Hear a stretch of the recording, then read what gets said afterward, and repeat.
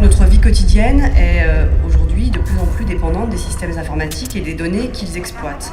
Données médicales, données bancaires, données professionnelles.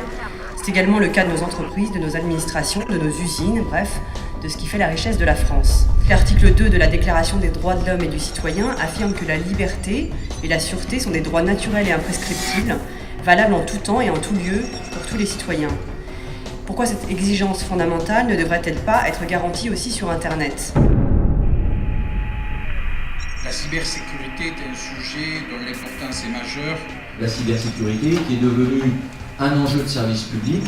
Rien n'aurait pu se faire sans l'apport déterminant du CEIS et d'Aura Technologies. Le soutien du Conseil régional témoigne de la grande ambition que nous avons de faire de la région Nord-Pas-de-Calais une région mondiale en matière de cybersécurité.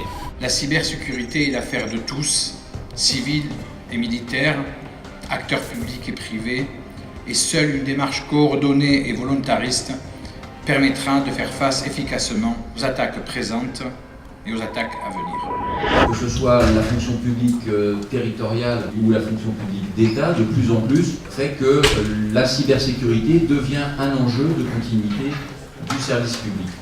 Il vous faut des équipes d'experts spécialisés, il vous faut une surveillance 7 jours sur 7, 24 heures sur 24 de votre réseau, il vous faut des échanges d'informations sur la menace avec des confrères ou avec d'autres sociétés ou avec les autorités nationales.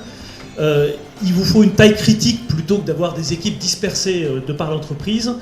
Et finalement, combien d'entreprises ou de services publics peuvent faire tout ça tout seuls ?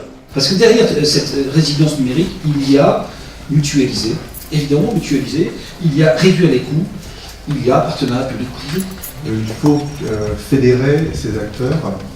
Les effets de mutualisation peuvent jouer pour les collectivités pour se regrouper et avoir de la vidéoprotection à des coûts moins importants. On n'a plus le choix. On n'a plus le choix. Face à ces crises-là, il n'y a pas des protocoles figés qui permettent de répondre à ces crises. C'est fini ça, je pense. Il y a ce qu'on appelle une force de réflexion rapide, et dans cette force de réflexion rapide, il y a le RSSI. Un effort de réunification des normes, de simplification, d'adaptation et de mise en cohérence est donc nécessaire, tant au plan national qu'au plan international. La localisation des données, c'est important. Si les données sont hors de l'Union européenne et au surplus dans un pays qui n'est pas considéré par la Commission européenne comme un pays ayant un niveau de protection adéquat, il faut aviser également le client. Le problème qui se posait aussi, c'est les impacts du Patriot Act et puis de FISA qui permettent d'aller jusque dans les data centers avant chiffrement. Aux États-Unis, c'est devenu quasiment impossible d'héberger des données sans que l'État mette le nez dedans, ou puisse mettre le nez dedans à n'importe quel moment, ce qui est relativement insupportable, même pour les Américains, puisque la petite anecdote, c'est que Microsoft est hébergé au Canada. Les Français sont de plus en plus nombreux à utiliser les réseaux sociaux, à s'exprimer, à débattre. Plus de 80% de nos concitoyens ont déjà acheté ou effectué des démarches administratives en ligne. La confiance du citoyen, du consommateur, doit donc être garantie. Il faut pouvoir donner le choix aux usagers. Aujourd'hui, on a la capacité, avec la carte que vous avez, votre carte bleue, de pouvoir lire des données qui sont inscrites dans la puce. Il est arrivé avec son téléphone, il a juste passé le téléphone dessus, il a vu tous les paiements que j'ai pu faire ces derniers jours, y compris mon numéro, etc.